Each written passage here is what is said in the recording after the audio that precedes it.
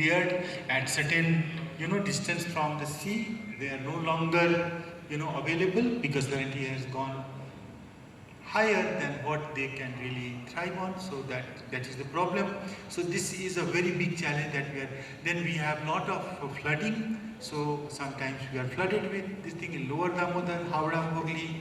I mean, there are a lot of problems with the, so flood tolerant seeds, varieties of rice, etc., etc. Again, this has to happen parallelly through government agencies, NGOs and everybody, and then credit in those very critical interventions which will help us tide over these impeding things and the binding concept which is coming because of the climate change.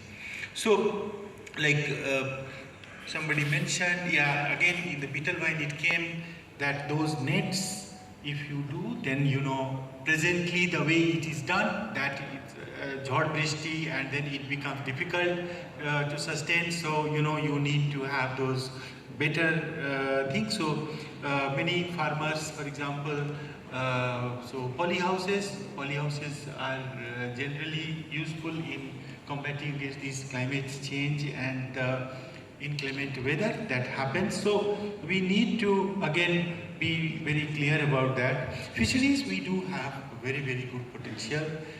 Frozen shrimps and the sea products, I do not know if my figures are not wrong, we export more than 5,000 crore worth of shrimp, the sea products, the frozen products, but only sky is the limit. It's really a lot of things can be done there. So seaweeds are there, then a lot of things government is trying, so we can have a look.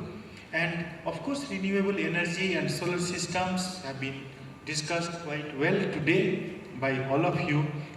Solar operated cold chains, I am yet to really find such systems. Let us hope to build such systems. We have done some solutions are coming. These are some very new things and innovative things which excite people, excite farmers, and excite all of us.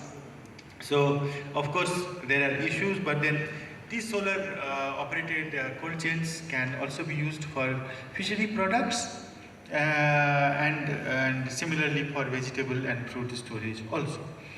Now I would not take much of time. I would just say that apart, if we really like state budget, when we build almost 3,80,000 crore, it's a budget size for our state.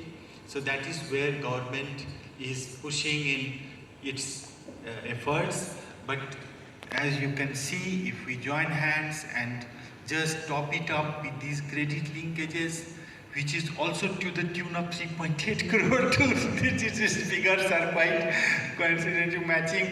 So this is the kind of thing, so you can imagine where it can take us. So that is what makes us very excited in finance department. My colleagues are there, esteemed colleagues, so we look forward to this kind of thing.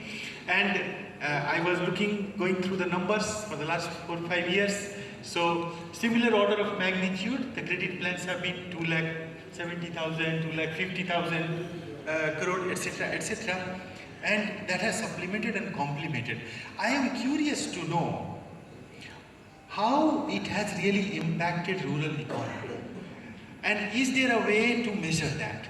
So we will be having some separate discussion with Nabard on this. This is not the right forum to do that. But then I am just sharing it cursorily, and I am touching upon this point that I was just requesting my Nabard Partnerji to share with us the sub-sector wise credit flow that has happened for the last 5 years.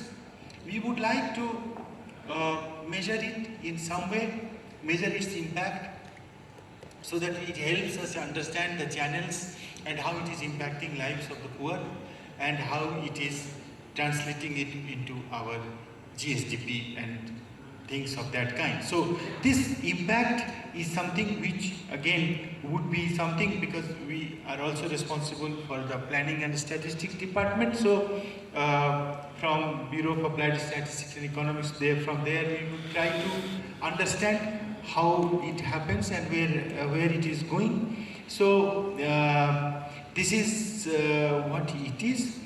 And again, I would also like to, especially departments, this is the department colleagues. So in fact, credit and the credit institutions, they are more, of course, more comfortable